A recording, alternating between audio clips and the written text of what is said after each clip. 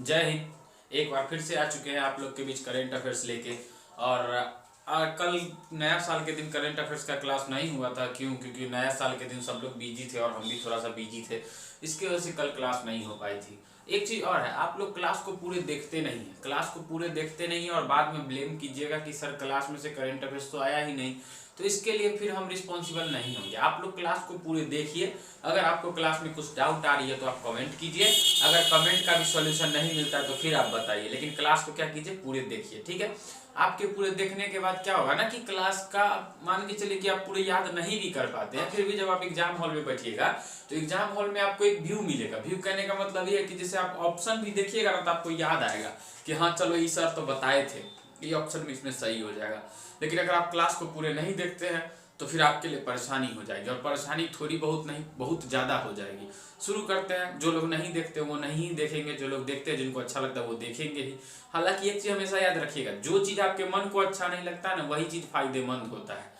कैसे करेला का जूस किसी को अच्छा नहीं लगता होगा, लेकिन करेला का जूस आपके बॉडी के लिए फायदेमंद है। सबको समोसा बहुत अच्छा लगता है, लेकिन समोसा आपके लिए बहुत हानिकारक है। तो सबको डिजिटल बोर्ड वाला पढ़ाई बहुत अच्छा लगता है, तो याद रखिएगा डिजिटल बोर्ड पे कुछ भी लेपापोती करके चल जाएगा ना तो आपको अच्छे लगेगा, समझ में आ रहा है ना। लेकिन अगर इस बोर्ड पे हम अच्छा सा कितनों ज्ञान का बात आपको पढ़ा दे तो आप देख के थंबनेल देख के छोड़ दीजिएगा, अरे क्या पढ़ाएगा मास्टर, हर बोर्ड पे पढ़ा रहा है। लेकिन आपको पता होना चाहिए कि एक शुरुआत छोटे से ही होता है, ठीक। और जब कोई मास्टर में जब कोई टीचर आता है और शुरू स्टार्टिंग में जब हार्ड वर्क रहता है तो उसका छोटा सा शुरुआत होता है, उसको हार्ड वर्क करना पड़ता है क्योंकि फिर जाके उसको आगे बढ़ना है। लेकिन डिजिटल बोर्ड वाला में कोई दिक्कत नहीं, वो ऑलरेडी बढ़ा हुआ है, कुछ भी पूछ के चला जाएगा, फिर आपको बोलेगा करंट अफेयर्स टकरा गया, देख मेरा इतना टकराया उतना टकराया, ये वो दिस है। खैर छोड़ते हैं उन लोगों को। पहला न्यूज आप लोग के लिए लेते हैं। इसरो जो है, इसरो हमारा Indian space research organisation, ISRO 1 जनवरी को, किस दिन, 1 जनवरी को 1 जनवरी को एक्स रे पॉलीमीटर नाम का उपग्रह छोड़ा है। कौन सा उपग्रह छोड़ा है? एक्स रे पॉलीमीटर नाम का उपग्रह। कब छोड़ा है? तो 1 जनवरी को छोड़ा है। ये उपग्रह क्या करेगा? तो ये उपग्रह ऊपर जाके ब्लैक होल का अध्ययन करेगा। किसका अध्ययन करेगा? ब्लैक होल का। क्या सर ब्लैक होल का कि और भी कोई चीज का? तो ब्लैक होल का अध्ययन करेगा और कोई आकाशीय पिंड का अध्ययन करेगा। कौन सा उपग्रह छोड़ा है? एक्स रे पॉलीमीटर सैटेलाइट है। कौन छोड़ा है? इसरो छोड़ा है। एक चीज और हमेशा याद रखिएगा, ऐसा कारनामा करने वाला इंडिया जो है ना वर्ल्ड का सेकेंड देश बन गया है। क्या देश बन चुका है? सेकेंड देश। तो फर्स्ट कौन है सर? तो फर्स्ट नासा ने किया है। नासा कहाँ का मतलब स्पेस एजेंसी है? तो नासा अमेरिका का स्पेस एजेंसी है। समझ में आ रहा है? इसरो ने 1 जनवरी को एक्स रे पॉलीमीटर नाम का उपग्रह छोड़ा है। समझ में आ रहा है? एक्स रे पॉलीमीटर नाम का उपग्रह छोड़ा जाता है। बहुत जगह इसको एक्सपो बोला जा रहा है, एक्सपोसेट। क्या बोला जा रहा है? एक्सपोसेट। एक्स का एक्स, पो का पो, और उसके बाद क्या लगा दे रहा है? सेट। सेटेलाइट में सेट, सेटेलाइट का पहला अक्षर निकाल के सेट लगा दिया, एक्स का एक्स ले लिया, यहाँ से पो ले लिया, एक्सपो और सेटेलाइट का सेट। समझ में आ रहा है? तो एक्स रे पॉलीमीटर सेटेलाइट छोड़ा है 1 जनवरी को। क्यों छोड़ा है? ब्लैक होल का अध्ययन करने के लिए। ये करने वाला भारत वर्ल्ड का क्या देश हो गया? दूसरा देश हो गया। पहला कौन किया है? तो नासा ने किया। नासा किसकी स्पेस एजेंसी है? तो अमेरिका की है। कोई दिक्कत है? और इसरो के जो सचिव है के सोमनाथ, इसरो के सचिव कौन है? के सोमनाथ। के सोमनाथ। एक चीज और आप लोग ध्यान में रखिएगा, वीडियो को पूरा लास्ट तक देखिएगा, क्योंकि अंत में जो आते हैं 10 करंट अफेयर्स वो बहुत मोस्ट इंपॉर्टेंट होते हैं, ठीक है। उसको हम जानबूझ के पहले नहीं बताते हैं, वो अंत में ही आएंगे। समझ में आ रहा है ना? और वो अंत में आने के साथ उसके साथ साथ एक चीज आप लोग फैक्ट रखिएगा, हमेशा ध्यान में रखिएगा कि आप लोग को लिखते रहना है। लिखते रहने का मतलब समझ रहे हैं? कॉपी कलम लेके बैठना है और हम जो टर्म वाला बोलते हैं ना उसको लिख लेते रहना है। जैसे पूछे इसरो के अध्यक्ष कौन है? के सोमनाथ। क्या पता पूछ दे, इसके लिए आपको क्या करना है? लिखते रहना है। समझ में आ रही है? तो इसरो के अध्यक्ष कौन है? सचिव कौन है? के सोमनाथ है। इन्होंने जानकारी दी है कि इस बार जो है ना 6 जनवरी को आदित्य L1 लैंड करेगा। कौन? आदित्य L1 लैंड नहीं करेगा। लैंड कहाँ करेगा? आदित्य L1 जो है ना वो अपने गंतव्य पे पहुंच जाएगा। गंतव्य कहने का मतलब लैग्रेंजियन पॉइंट 1 के लिए जो छोड़ा गया था, जो सूर्य और पृथ्वी के बीच में पड़ता है, वहां पे वो आदित्य L1 कितना तारीख को पहुंच जाएगा? 6 जनवरी को पहुंच जाएगा। इसके लिए तैयारी अभी से शुरू कर दिया गया। तो पहला चीज, इसरो 1 जनवरी को एक्स रे पॉलीमीटर नामक सैटेलाइट छोड़ा है। किसके लिए छोड़ा है? तो ब्लैक होल के अध्ययन के लिए छोड़ा है और भी खगोलीय पिंड का अध्ययन करेगा। दूसरा नंबर चीज उसके सचिव कौन है, के सोमनाथ है। और जानकारी क्या दी है, तो 6 जनवरी को आदित्य L1 अपने जहां पे पहुंचना चाहिए था उसको वहां पे पहुंच जाएगा, ठीक है। और तीसरा जानकारी दिए हैं, बहुत सारे लोग जो हल्ला कर रहे थे, हल्ला करने का मतलब है अफवाहों में उड़ रहे थे कि इस बार सर गगनयान भी जा रहा है, 2024 में गगनयान भी जा रहा है, उन लोगों के लिए बता दें कि गगनयान मिशन 2024 के लिए नहीं है। इसकी जानकारी स्वयं के सोमनाथ ने दी है। गगनयान मिशन 2025 में आपको देखने को मिलेगी। तो 2024 में क्या है सर, तो 2024 में उसकी तैयारी की जाएगी, 2024 में उसकी तैयारी की जाएगी। और गगनयान मिशन कब के लिए है, तो 2025 के लिए। गगनयान मिशन कब होगा, तो 2025। गगनयान कब होगा, 2025। तो अभी क्या किया जा रहा है, अभी उसको रेडी किया जा रहा है, ठीक है। तो ना इसरो संबंधित इतना जानकारी आपके लिए आज के लिए काफी है। आज इसरो संबंधी इतना ही जानकारी है और जैसे जैसे जानकारी अपडेट होती रहेगी वैसे वैसे हम आपको बताते रहेंगे।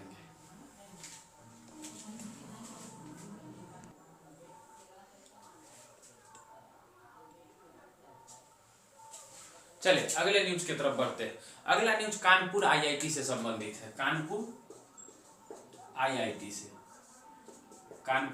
से संबंधित है। कानपुर IIT से क्या न्यूज संबंधित है, तो कानपुर IIT का एक ब्रांच है Gangwal school of medical science and technology. क्या है, गंगवाल लिखिए देते हैं, Gangwal school of medical science and technology किसका ब्रांच है, कानपुर IIT का ब्रांच है। क्या नाम है, Gangwal school of medical science and technology. समझ में आ रहा है, Gangwal school of medical science and technology, Gangwal school of medical science and technology किसका ब्रांच है, कानपुर IIT का ब्रांच है। किया क्या है, तो हृदय यंत्र बनाया है। कौन सा यंत्र बनाया है, हृदय यंत्र बनाया है। अभी हृदय यंत्र क्या करता है, तो कभी आप लोगों ने या आप लोगों के बीच में या आप लोग जो वीडियो देख रहे होंगे वो सुने होंगे कि पेस मेकर क्या होता है। पेस मेकर वो जो होता है दिल को धड़कने में मदद करता है। जब हमारा ब्लड सर्कुलेशन रुक जाता है या मान के चले दिल का ऑपरेशन होता है या फिर कभी कभी दिल में जो कोलोजरी नामक नस जाता है, तो नस में जब मांस जम जाता है, जैसे मान के चलिए ज़्यादा कोलेस्ट्रॉल बढ़ जाएगा, ज़्यादा आप तेल वाला सामान खाइएगा तो फिर आपके दिल का जो नस है उसमें चर्बी भरने के कारण वो जाम हो जाता है। और जब वो नस जाम हो जाता है फिर आपको हार्ट अटैक का खतरा बढ़ जाता है। वैसे भी सरकार द्वारा, स्वास्थ्य मंत्रालय द्वारा कहा गया है कि ठंडी के दिन में 30% हार्ट अटैक बढ़ गई है। अब क्यों बढ़ गई है वो तो आप वही लोग जाने, लेकिन उनका कहना है, आज के रिपोर्ट में भी, हिंदू में भी दिया हुआ है कि ठंडी के दिन में 30% हार्ट अटैक बढ़ गया था। हार्ट अटैक कैसे आता है, तो कोलोजरी नामक नस होता है वो दिल में, समझ में आ रहा है। कोलेजन नामक उसमें जो होता है ना, मान के चले ज्यादा तेल खाइएगा तो ज्यादा चर्बी बनेगा, और ज्यादा चर्बी बनेगा तो मान के दिल वाला जो नस है उसमें चर्बी जम गया। अब चर्बी जम गया तो मान के चले दिल को पहुंचना चाहिए ब्लड, और चर्बी या ब्लड रोक ले रहा है तो फिर दिल में ब्लड पहुंचेगा नहीं। और जब दिल में ब्लड प्रस्थान नहीं करेगा तो फिर आपको क्या लग रहा है, दिल रुकेगा कि नहीं रुकेगा, तो हार्ट अटैक होगा। तो हार्ट अटैक से बचने के लिए Gangwal school of medical science and technology ने एक हृदय यंत्र बनाया है। ये हृदय यंत्र करेगा क्या, कहानी है कि ये हृदय यंत्र क्या करेगा, तो ये हृदय यंत्र समझिए ना, आर्टिफिशियल मानव द्वारा बनाया गया हृदय। और इस हृदय यंत्र में टोटल ब्लड सर्कुलेशन वैसे ही होगा जैसे कि दिल में होता है, सारा कुछ वैसे ही रहेगा जैसे कि दिल में होता है, सब कुछ वही है, A to Z total system दिल वाला ही है। तो क्या सर अभी तक ही कहाँ था, अभी तक आया काहे नहीं, तो सर इसका स्थापना स्कूल जो है ना, इसका स्थापना 25 सितंबर को होवे किया है। 25 सितंबर 2023 को इसका स्थापना हुआ है। और देखिए ना कितना दिन हुआ है, आप खुद अंदाजा लगा के देखिए। इसमें पढ़ाई लिखाई चालू होगा 2026 में। ये स्कूल जो है इसमें पढ़ाई लिखाई कब चालू होगा, 2026 में। हमको तो लगता है पहले से इसे प्रोडक्ट बना के रख ले था, और जब ये मान्यता देगा तब ये छाप देंगे, कॉलेज स्कूल का नाम बढ़ जाएगा। और देखिए ना 25 सितंबर 2023 को कॉलेज को मान्यता मिला है। आज कोची बोल रहा है कि हम हृदय यंत्र बना लिए हैं, और हृदय यंत्र बना तो लिए हैं, पता है उसका प्रयोग करने का बात कर रहा है। प्रयोग कहाँ किया जाएगा, तो प्रयोग पशुओं पे किया जाएगा, प्रयोग चालू होने वाला भी है। तो हो सकता है आपके एग्जाम में इस प्रकार का क्वेश्चन चालू कर दे, क्वेश्चन पूछ दे कि बताइए कौन सा स्कूल है जिसने हृदय यंत्र बनाया है। तो इसके लिए आप लोग अपडेट रहिएगा। या किस आईआईटी ने हृदय यंत्र बनवाया है, तो कानपुर आईआईटी का ब्रांच है। कौन सा ब्रांच है? Gangwal school of medical science and technology. उसने क्या बनाया है? हृदय यंत्र बनाया है। Gangwal school of medical science and technology का स्थापना कब हुआ था? तो 25 सितंबर 2023 को, ठीक है। और इसका पाठ्यक्रम लागू कब होगा? तो 2026 में लागू होगा। समझ में आ रही है? उसके बाद ये इतना बना दिया।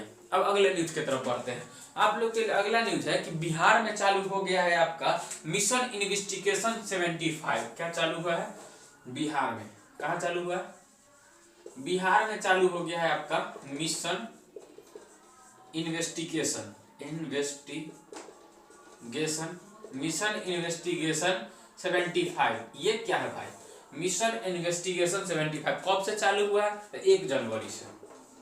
कब से चालू हुआ है? तो 1 जनवरी से। मिशन इन्वेस्टिगेशन 75 क्या है? तो मिशन इन्वेस्टिगेशन, नाम से इन्वेस्टिगेशन मतलब जांच पड़ताल से संबंध आपको लग रहा है। जैसे थाना पुलिस के जो पहले आप जाते थे एफआईआर लिखवाने, एफआईआर का फुल फॉर्म होता है first information report. When you go to the police station and you write your FIR first information report, then police will investigate their 90 days 180 days, उससे भी ज्यादा कभी कभी लग जाता था। लेकिन अब क्या कर दिया है कि जब आप एफआईआर लिखवाइएगा और एफआईआर लिखवाने के आपको तत्काल 75 दिन में, कितना दिन में? 75 दिन में वो जो आरोपी होगा उसको खोज के निकालना है। किसको निकालना है? तो पुलिस को निकालना है। अगर पुलिस ऐसा नहीं कर पाती है सर, तो पुलिस अगर ऐसा नहीं कर पाएगी तो उन लोगों का मैटर है। लेकिन जो नियम बना है, नियम क्या बना है? तो अगर मान के चले कि एफआईआर लिखाता है, अगर मान के चले किसी प्रकार की रिपोर्ट थाना में दर्ज होती है, तो उसकी जांच पड़ताल करने के लिए आपको कितने दिन का तिथि दिया गया है? तो 75 दिन में आपको रिपोर्ट की जांच उपलब्ध करवानी है। किसको उपलब्ध करवानी है? किसी को नहीं उपलब्ध करवानी। 75 दिन में जो गुनहगार है उसको पकड़ के न्यायालय में पटक देना है ले जाके। समझ में आ रहा है? ये कौन सा मिशन है? Mission investigation 75। पूछ सकता है एग्जाम में, अगर मान लीजिए बिहार पुलिस का एग्जाम दे रहे उसमें पूछ दिया कि नया साल में लागू होने वाला निम्न में से कौन सा मिशन है? Mission investigation 75। मिशन कुछ और, मिशन कुछ और, मिशन कुछ और। तो जैसे जैसे अपडेट मिलता है वैसे आपको हम बताते हैं। और मेरा पढ़ाने का एक ही मकसद है, पॉइंट टू व्यू, मतलब एक ही पॉइंट है मेरा पढ़ाने का, ओनली वन एक ही पॉइंट है कि सीधे सीधे टू द पॉइंट पढ़ाया जाए और जो एग्जाम में पूछता है उससे रिलेट किया जाए। समझ में आ रहा है? फालतू का देखिए ज्ञान बहुतों के पास होता है, ज्ञान तो इतना आदमी के पास रहेगा कि खड़ा होकर बोलना शुरू करेगा, मैं कंटिन्यू 1 घंटा तक आपको कुछ ना कुछ ज्ञान का पाठ ही पढ़ाते रहेगा। लेकिन उससे क्या फर्क पड़ेगा? जिसके पास है ज्ञान उसके पास है ज्ञान, आपको तो कोई फायदा नहीं है। लेकिन अगर मान लीजिए इफ केस किसी भी कारण से अगर आपको सिर्फ उतना बात बताया जाए जो आपके लिए जरूरी है, अब उसी बात को लेकर अगर आप एग्जाम में बढ़ते सेम बात आपको आ जाए तो क्या लगता है? आपका एक नौकरी नहीं होगा? जरूर होगा। इसलिए सीधे सीधे पॉइंट टू व्यू बात करते हैं। और अगर रहा बात पॉइंट टू व्यू से हट के बात करने का, तो उसके लिए भी एक सेशन लिया जाएगा और आपको अच्छे से बताया जाएगा। इसमें कोई दिक्कत नहीं है। आगे बढ़े, चलिए एक और न्यूज आपको बताते हैं। पहले क्या होता था ना कि आप कोई डब्बा बंद वाला प्रोडक्ट लेते हैं जिसमें बाहर से पता नहीं चलता है कि प्रोडक्ट कैसा है, अच्छा है या खराब है। जैसे सुधा का मिठाई लीजिए, जैसे मान लीजिए कि घी लेते हैं, जैसे कुछ ठंडा लीजिए, पेप्सी लीजिए या फिर कोको कोला लीजिए, कोई ऐसा प्रोडक्ट जिसको बाहर से देखने के बाद, जिसको बाहर से जांचने या परखने के बाद ये अनुमान नहीं लगाया जा सके कि वो प्रोडक्ट कब का बना है, अच्छा है या खराब है, तो इसके लिए उस प्रोडक्ट की बनने की तिथि, उस प्रोडक्ट में क्या क्या सामग्री मिलाई गई है, उसका टोटल मात्रा के हिसाब से दिया हुआ रहता था। लेकिन अब क्या किया है ना कि अब हमारे देश में ये नया कानून 1 जनवरी से लागू हुआ है। अब ये कानून क्या है कि कोई भी प्रोडक्ट हो, जरूरी नहीं है कि डिब्बा बंद वाला हो, डिब्बा खुला वाला हो, पैकेट बंद वाला हो, पैकेट खुला वाला हो, कोई फर्क नहीं पड़ता है। डोंट केयर, कोई फर्क ही नहीं पड़ता है। सीधे समझिए कोई प्रोडक्ट होगा, उस प्रोडक्ट पे उस प्रोडक्ट के बनने की तिथि, उस प्रोडक्ट में क्या क्या सामग्री मिलाई गई है, ये सारा चीज अवेलेबल रहना चाहिए। कब से लागू हुआ है? 1 जनवरी से लागू हुआ है। ठीक है, इसको लिखिएगा कैसे? तो 1 जनवरी से सरकार द्वारा ये कानून लागू किया गया है कि कोई भी प्रोडक्ट हो उसके ऊपर, उसके रैपर पे या उसके पैकेट पे आपको उस प्रोडक्ट की बनने की तिथि, उस प्रोडक्ट में क्या क्या सामग्री उपलब्ध हो रही है, इन सबों की सूचना उपलब्ध करवानी है। किसको उपलब्ध करवानी? तो ग्राहक को। लेगा कौन? हम लोग लेंगे। हम लोग क्या है? ग्राहक है, तो हम लोग को उपलब्ध करवाया जाएगा। समझ में आ रहा है ना? इतना तक में कोई दिक्कत नहीं। इसको लिखना है तो लिख लीजिए। आगे बढ़ते हैं।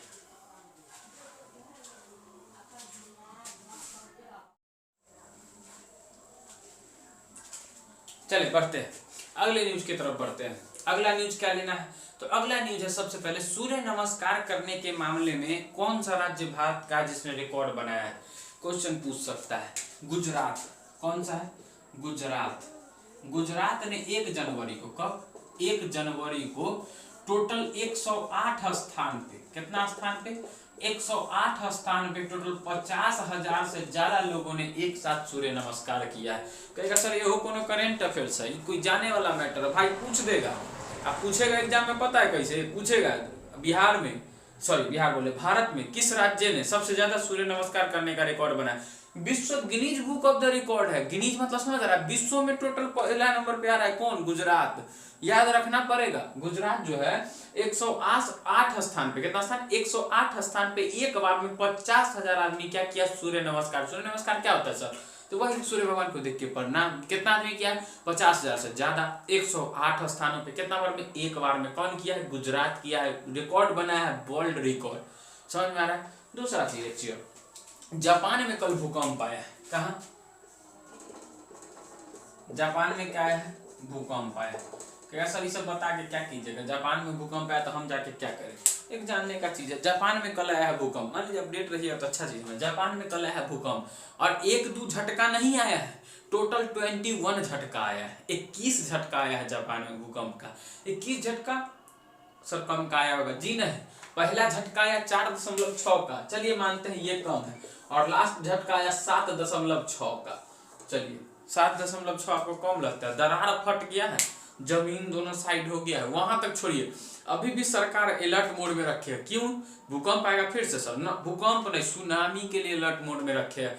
जापान एक ऐसा द्वीप है, देखिए समझदारी वाला बात है यहाँ पे। जापान में आज भूकंप आया है, बहुत तबाही हुआ है, बहुत नुकसान हुआ है।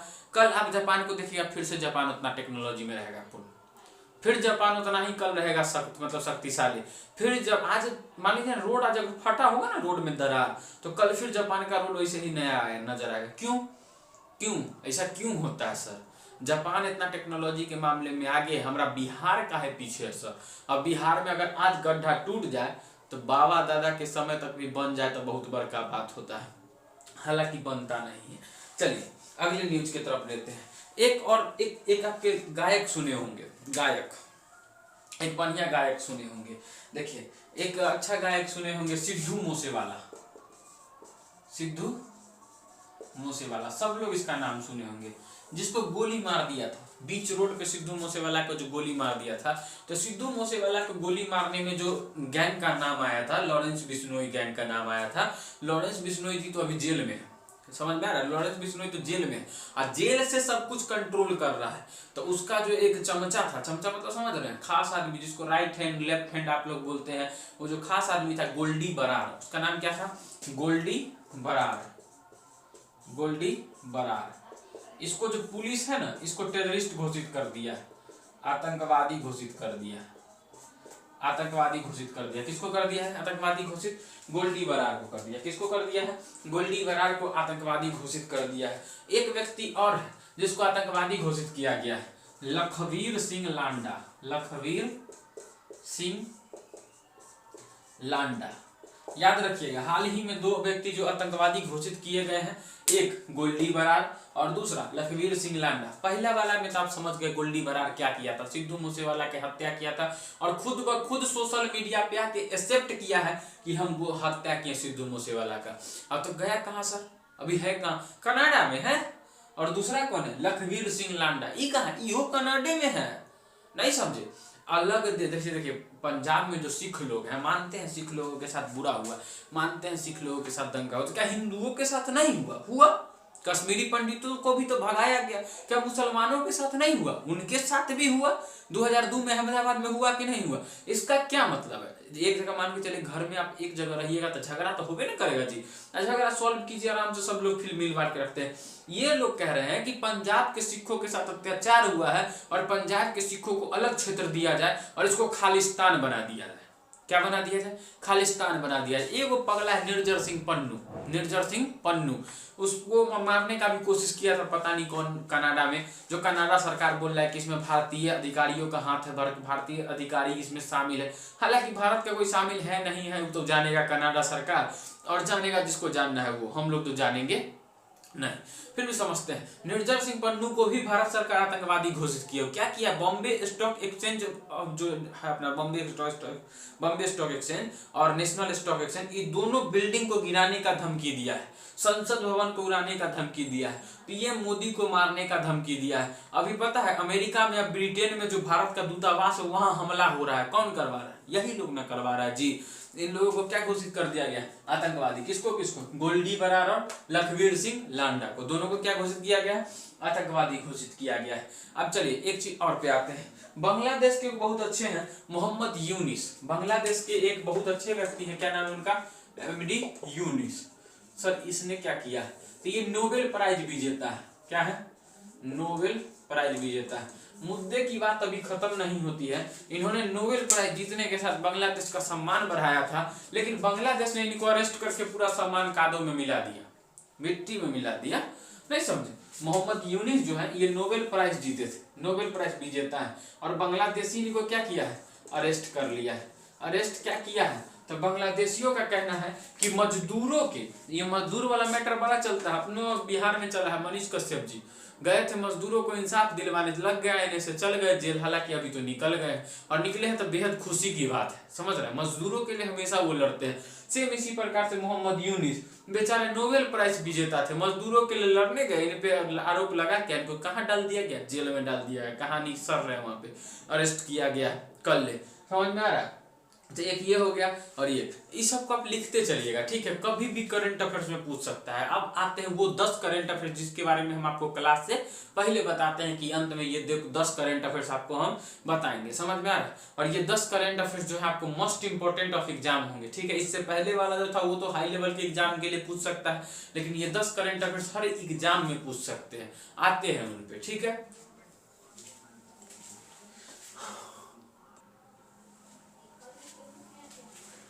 चलिए बोर्ड पे आपको कुछ लिखा हुआ दिख रहा होगा, इसके लिए आपको घबराना नहीं है, ये हम समझाएंगे। चीन ने मांगजियांग नामक जहाज लॉन्च किया है। क्या लॉन्च किया? जहाज। जहाज मतलब समझ रहे? पानी का शिप होता है। जहाज लॉन्च किया। जहाज करेगा क्या? तो ये 32,000, कितना हजार? 32,808 फीट नीचे जाएगा। काहे जाएगा भाई नीचे?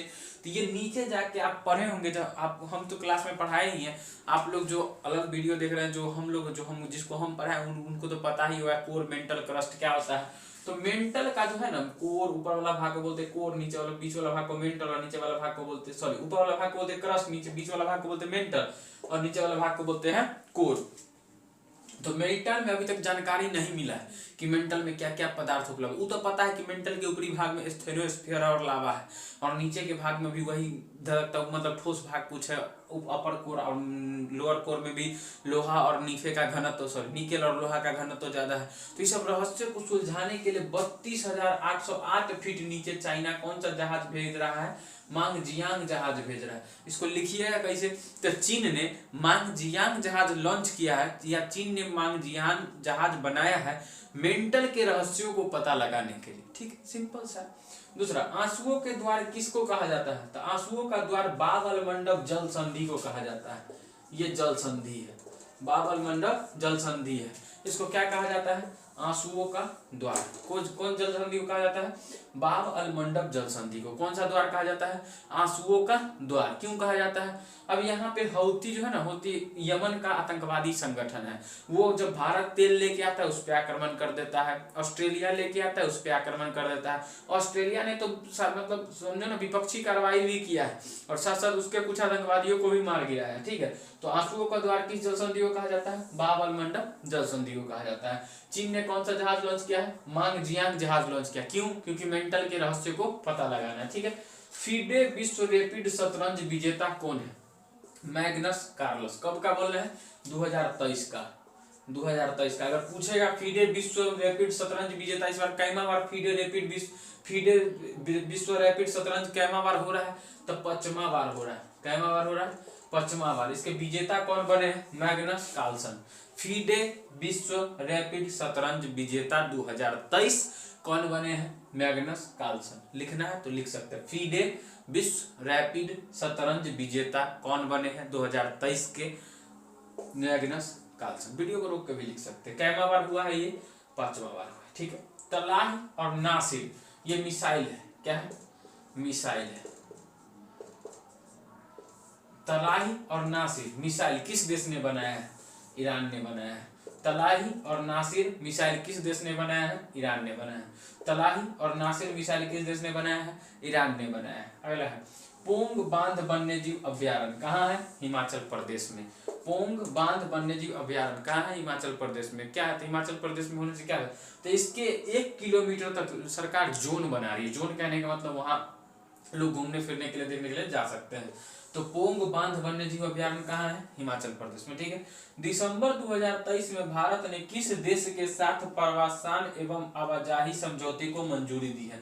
किसके साथ दिया है? इटली के साथ। इटली में अब आप जा सकते हैं, इटली में आप बस सकते हैं। दिसंबर 2023 में भारत ने किस देश के साथ प्रवासन और आवाजाही समझौते को मंजूरी दिया है? तो इटली के साथ। किसके साथ दिया है? इटली के साथ। अब इटली में जाके आप बस भी सकते हैं, इटली घूम फिर के आ भी सकते हैं। ठीक है, कोई दिक्कत नहीं होगा। एक और न्यूज है जो छूट गया है, हम लाना मतलब भूल गए हैं, या फिर मानिए छूट गया है, जो भी है वो न्यूज क्या है, तो वो न्यूज ये है कि न्यूजीलैंड के किस शहर में भारत अपना दूतावास खोलेगा? न्यूजीलैंड के किस शहर में भारत अपना दूतावास खोलेगा? तो न्यूजीलैंड के ऑकलैंड शहर में। किस शहर में? ऑकलैंड शहर में भारत अपना दूतावास खोलेगा।